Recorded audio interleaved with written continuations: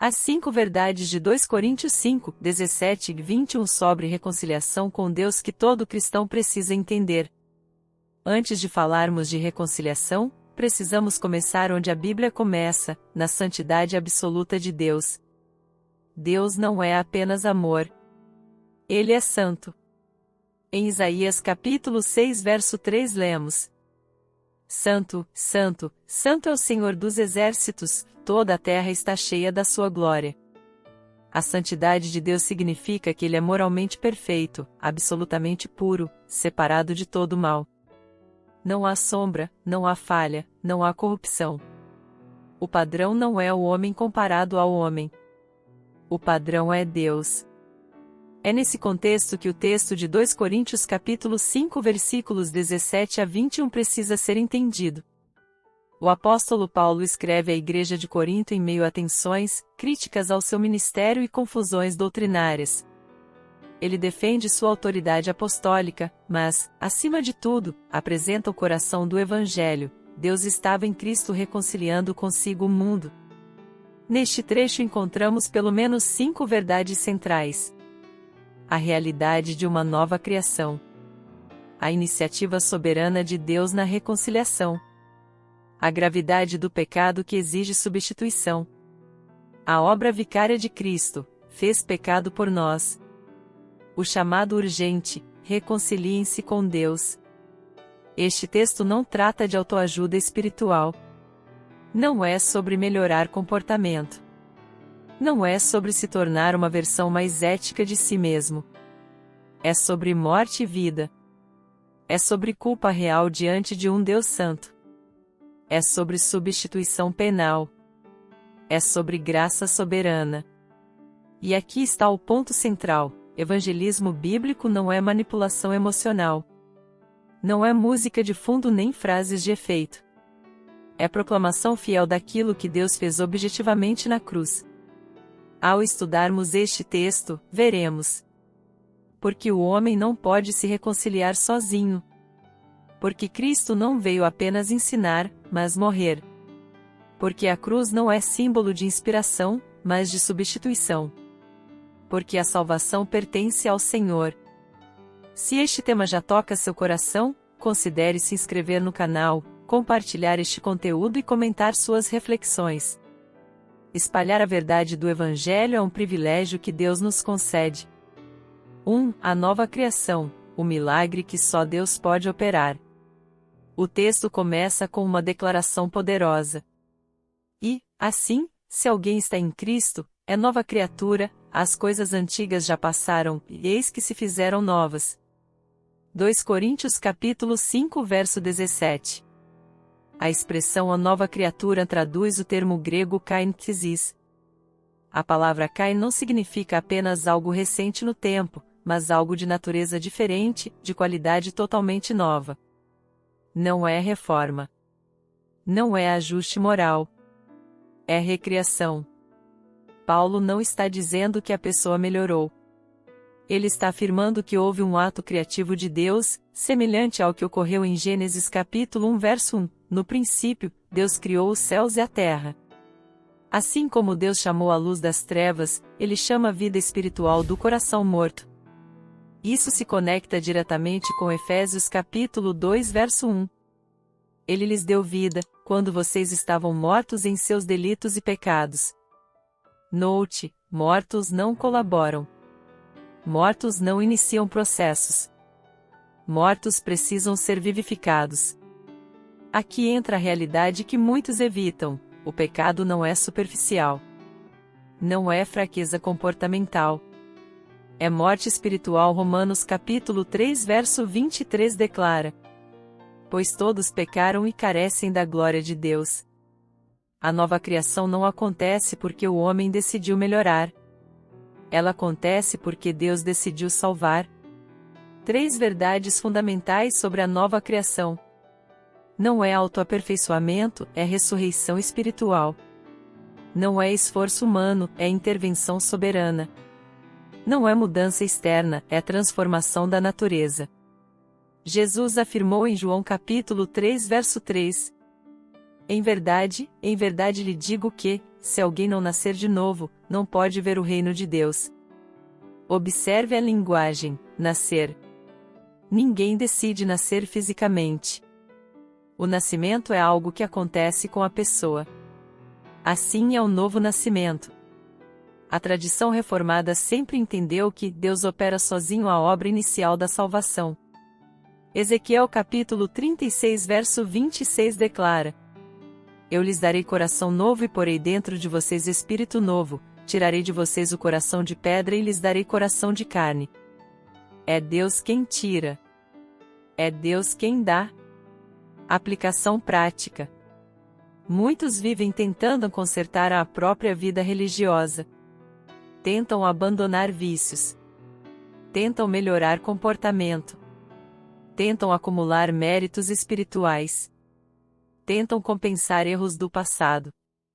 Mas sem nova criação, tudo continua sendo esforço de um coração ainda escravizado. Você pode mudar hábitos e continuar espiritualmente morto. Pode frequentar igreja e não estar em Cristo. Pode conhecer doutrina e nunca ter sido recriado por Deus. Minha fé é fruto de tradição ou de nova vida? Houve evidência de transformação real no meu coração? Eu dependo da graça ou ainda confio em meus próprios esforços? Talvez você esteja cansado de tentar melhorar e falhar repetidamente. Talvez carregue culpa antiga e promessas quebradas. A boa notícia é esta: o Evangelho não começa dizendo tente mais. Ele declara que Deus faz novo aquilo que estava morto. Não se trata de virar uma página. Trata-se de receber um novo coração. E aqui está o consolo profundo: se você está em Cristo, sua identidade não está mais definida pelo passado. As coisas antigas passaram. Deus não faz remendos espirituais. Ele cria de novo. Mas também há uma exortação séria: sem estar em Cristo, não há nova criação. Não há neutralidade espiritual. Ou se está em Adão, ou se está em Cristo. 2. A iniciativa soberana de Deus. A reconciliação não começa no homem.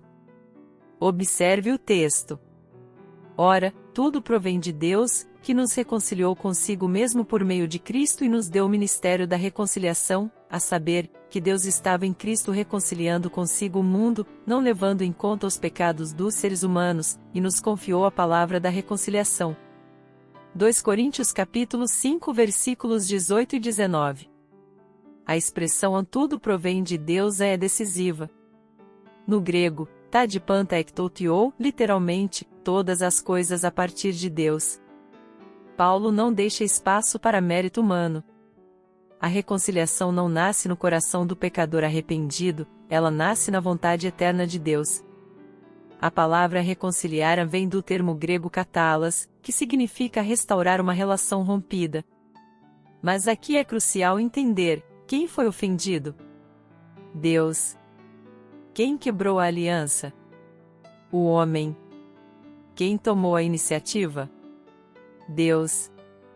Romanos capítulo 5 verso 10 afirma: Porque, se nós, quando inimigos, fomos reconciliados com Deus mediante a morte do seu Filho, muito mais, estando já reconciliados, seremos salvos pela sua vida. Inimigos. Não neutros. Não doentes espirituais apenas. Inimigos. O pecado não é mero erro. É rebelião contra a santidade de Deus.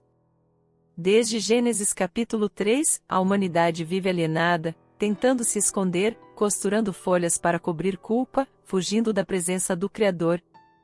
Mas observe algo glorioso: Deus estava em Cristo reconciliando consigo o mundo. Não é o homem tentando alcançar Deus. É Deus vindo ao encontro do homem. Isso ecoa João capítulo 1 verso 14. E o Verbo se fez carne e habitou entre nós. E também João capítulo 6 verso 44. Ninguém pode vir a mim se o Pai, que me enviou, não o trouxer. Aqui está a doutrina da graça soberana: o homem não busca a reconciliação até que Deus opere nele. A iniciativa é divina do começo ao fim. 3 verdades essenciais sobre a reconciliação. Ela nasce no coração de Deus, não no desejo humano. Ela é realizada por meio de Cristo, não por obras. Ela resulta em missão. Recebemos a palavra da reconciliação. Isso muda completamente o evangelismo. Não manipulamos emoções. Proclamamos o que Deus já realizou objetivamente na cruz. O Espírito aplica essa verdade aos eleitos no tempo determinado. Se este estudo tem sido edificante, inscreva-se no canal, compartilhe com alguém que precisa ouvir o Evangelho e deixe nos comentários suas reflexões. Levar a palavra da reconciliação é privilégio e responsabilidade. Aplicação prática. Muitos vivem tentando fazer as pazes com Deus através de promessas, penitências ou barganhas espirituais. Dizem: se eu melhorar, Deus me aceitará. Mas o texto afirma o contrário. Deus tomou a iniciativa quando ainda éramos inimigos. Não é o homem subindo a escada espiritual. É Deus descendo em graça. Perguntas reflexivas. Eu ainda penso que preciso merecer a aceitação de Deus? Compreendo que minha reconciliação depende exclusivamente da obra de Cristo? Tenho vivido como alguém que recebeu a palavra da reconciliação? Talvez você carregue a sensação de estar distante demais para voltar. Talvez pense que já falhou além do perdão. Mas a reconciliação não começou com você, começou no coração eterno de Deus. Ele não esperou você se tornar digno. Ele enviou o Filho quando você ainda era inimigo. Isso traz consolo profundo. A segurança da salvação não está na força da sua decisão, mas na firmeza da iniciativa divina. E traz também santa responsabilidade. Se fomos reconciliados, somos agora embaixadores. Representamos o Rei. Não anunciamos opinião religiosa. Proclamamos um fato consumado: Deus reconcilia pecadores por meio de Cristo. 3. A realidade do pecado. Sem substituição, não há esperança. Antes de compreendermos plenamente a glória da substituição, precisamos encarar a gravidade do problema. O texto diz: não levando em conta os pecados dos seres humanos. 2 Coríntios capítulo 5 verso 19.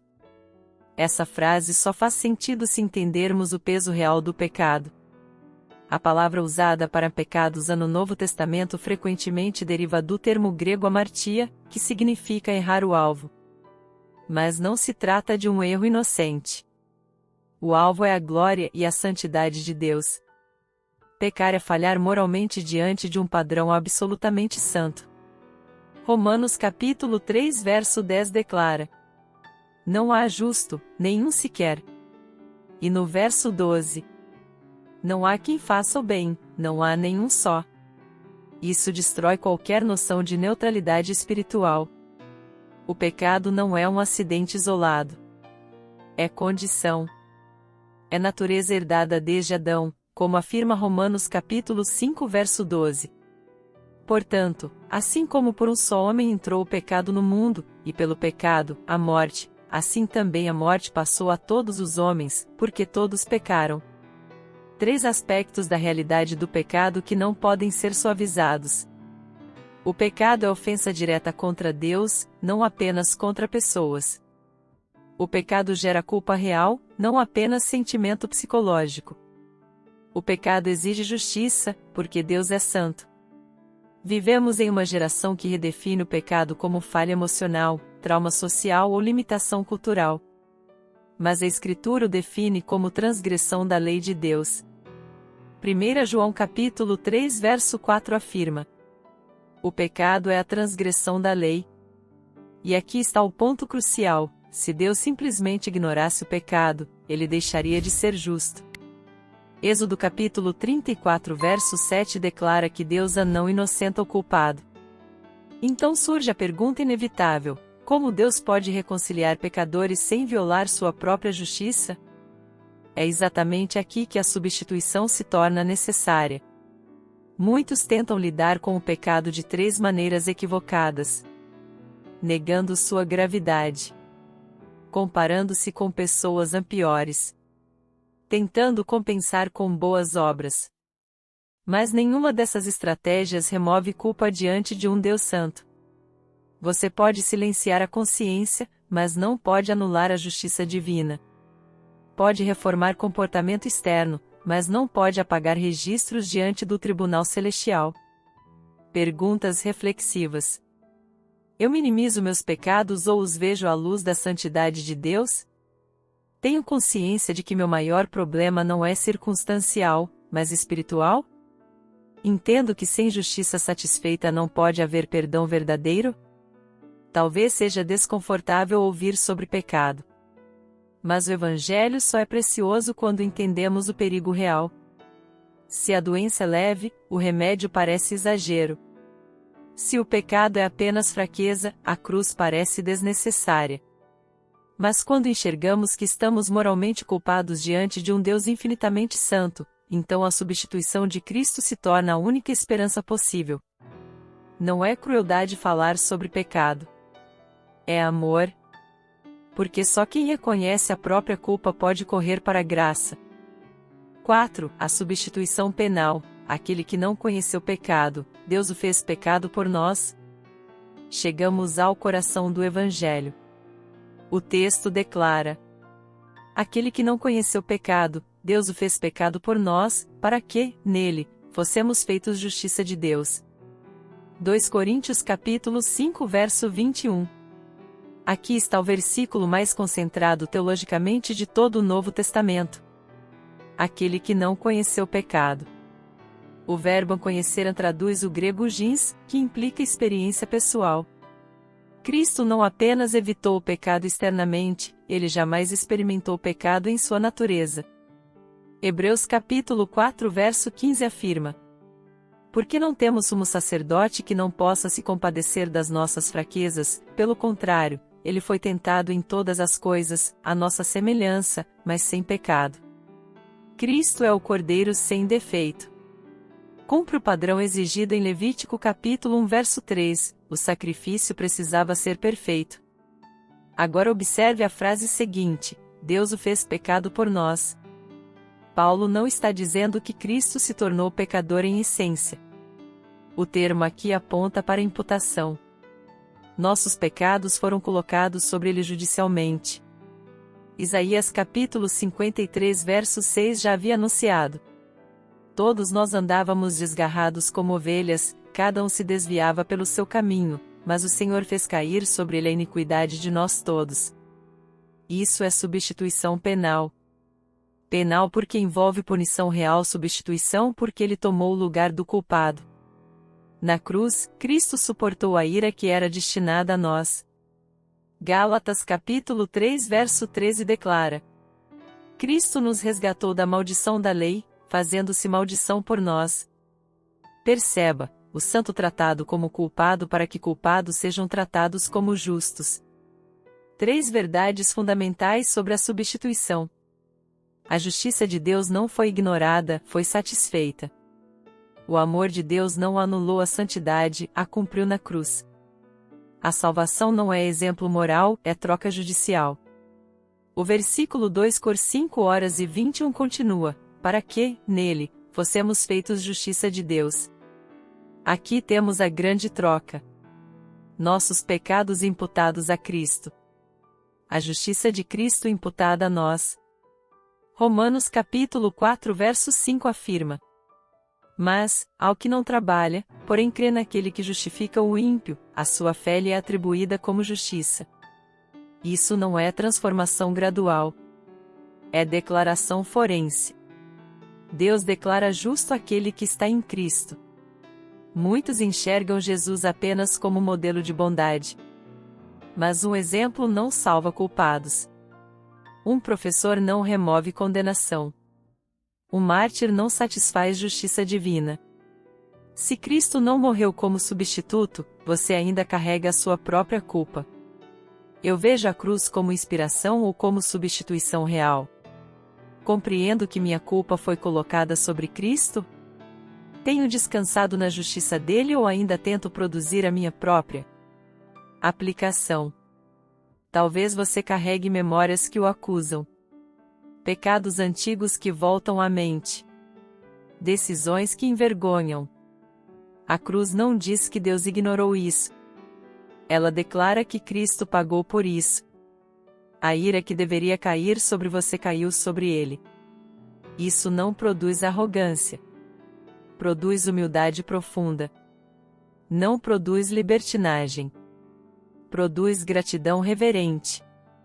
E aqui está o chamado solene: se você rejeita essa substituição, resta apenas enfrentar a justiça sozinho. Não há terceiro caminho. Ou Cristo leva a sua culpa, ou você a leva diante do tribunal de Deus. 5. O chamado urgente: reconciliem-se com Deus. O texto conclui com uma exortação direta, solene e urgente. De sorte que somos embaixadores em nome de Cristo, como se Deus exortasse por nosso intermédio. Em nome de Cristo, pois, pedimos que vocês se reconciliem com Deus. 2 Coríntios capítulo 5 verso 20. Aqui vemos algo profundamente impressionante: o Deus soberano que realiza a reconciliação também ordena que ela seja recebida. A palavra embaixadores traduz o grego presbeu, que descreve representantes oficiais de um rei. Um embaixador não fala opinião própria. Ele transmite a mensagem do soberano. Paulo está dizendo que, quando o evangelho é proclamado fielmente, é o próprio Deus exortando por meio daquela voz humana. Observe a força da expressão: pedimos que vocês se reconciliem com Deus. Isso não é sugestão. Não é convite opcional. É apelo real, fundamentado em uma obra consumada. Mas alguém pode perguntar: se Deus é soberano na salvação, por que há um chamado ao homem? Porque a soberania divina não anula a responsabilidade humana. Atos capítulo 17 verso 30 afirma: Deus não levou em conta os tempos da ignorância, agora, porém, notifica aos homens que todos, em toda parte, se arrependam. O arrependimento não é obra meritória. É resposta necessária à graça. É mudança de mente e direção. É abandonar a autossuficiência e lançar-se em Cristo. 3 verdades sobre esse chamado final. O Evangelho exige resposta, não há neutralidade. A reconciliação já foi providenciada, precisa ser recebida. O chamado é urgente, o tempo é limitado. Hebreus capítulo 9 verso 27 declara: E, assim como aos homens está ordenado morrerem uma só vez, vindo, depois disso, o juízo. Não existe segunda oportunidade após o juízo. Não há purificação futura fora de Cristo. Aplicação prática. Há pessoas que admiram o Evangelho, mas não se entregam. Concordam intelectualmente, mas não se rendem. Sabem que Cristo morreu, mas continuam governando a própria vida. Reconciliação implica reconhecer culpa, abandonar autoconfiança, confiar exclusivamente em Cristo, submeter-se ao senhorio dele. Perguntas reflexivas. Já me rendi verdadeiramente a Cristo ou apenas simpatizo com a mensagem? Minha fé é confiança exclusiva ou uma mistura de graça e esforço próprio? Se hoje fosse meu último dia, eu estaria reconciliado com Deus? Aplicação. Talvez você tenha ouvido o Evangelho por anos. Talvez conheça a doutrina, frequente igreja, participe de atividades religiosas. Mas a pergunta permanece: você está reconciliado com Deus? Não se trata de emoção momentânea. Não se trata de levantar a mão em um apelo. Trata-se de fé genuína no Cristo substituto. Se o Espírito está convencendo o seu coração, não o endureça. A mesma graça que providenciou a cruz é a que move você agora. E há também consolo para quem já crê: você é embaixador. Sua vida não é mais sem propósito. Você carrega a mensagem que pode arrancar pessoas da condenação eterna. A grande troca exige uma decisão. Chegamos ao ponto central do Evangelho. Vimos que a nova criação é obra soberana de Deus. A reconciliação nasce na iniciativa divina. O pecado é real, grave e condena. Cristo foi substituto penal, levando nossa culpa. O chamado é urgente: reconciliem-se com Deus. A cruz não foi teatro religioso. Foi tribunal.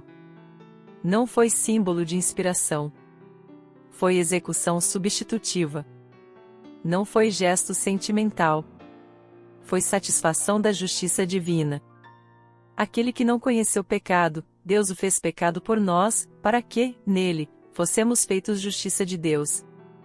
Essa é a grande troca. Mas agora a pergunta não é mais exegética. É pessoal. Você continua tentando apresentar sua própria justiça? Você ainda carrega a sua culpa sozinho? Ou já descansou na justiça perfeita de Cristo? Não existe meio termo. Ou você está em Adão, ou está em Cristo. Ou responde ao chamado da reconciliação, ou permanece sob condenação. E se hoje o Espírito está confrontando seu coração, não o endureça. Hebreus capítulo 3 verso 15 diz: Hoje, se ouvirem a sua voz, não endureçam o coração. Agora quero falar diretamente com você. Talvez você reconheça sua culpa. Talvez perceba que nunca se rendeu verdadeiramente. Talvez tenha religião, mas não reconciliação. A salvação não é repetição de palavras mágicas. Mas a fé verdadeira se expressa em clamor sincero. Se você deseja se render a Cristo como seu único substituto e Senhor, ore comigo. E não repita mecanicamente. Repita com entendimento, com arrependimento, com fé. Ore assim: Senhor Deus, eu reconheço que o Senhor é santo e justo. Reconheço que pequei contra ti, que sou culpado diante da tua lei. Eu não tenho justiça própria para apresentar. Eu não posso me salvar. Eu creio que Jesus Cristo não conheceu pecado, mas foi feito pecado por mim. Creio que ele levou minha culpa na cruz, e que a justiça dele pode ser atribuída a mim. Hoje eu abandono minha autossuficiência. Renuncio à confiança nas minhas obras. Entrego minha vida a Cristo como meu único Salvador e Senhor. Reconcilia-me contigo. Transforma meu coração. Faz de mim nova criatura. Eu confio somente na graça. Em nome de Jesus. Amém. Se essa oração foi expressão sincera do seu coração, saiba, a base da sua salvação não está na intensidade da sua emoção, mas na suficiência da obra de Cristo. Agora, caminhe em arrependimento contínuo, fé perseverante e submissão ao Senhor. E se esta mensagem falou ao seu coração, compartilhe com alguém que precisa ouvir o Evangelho puro. Inscreva-se no canal, deixe seu comentário e ajude a proclamar a palavra da reconciliação. Mas acima de tudo, examine-se. Se hoje fosse o dia do seu encontro com Deus, você estaria vestido com sua própria justiça ou com a justiça de Cristo? A eternidade não é teoria. A reconciliação é urgente. A graça está sendo proclamada. Reconcilie-se com Deus.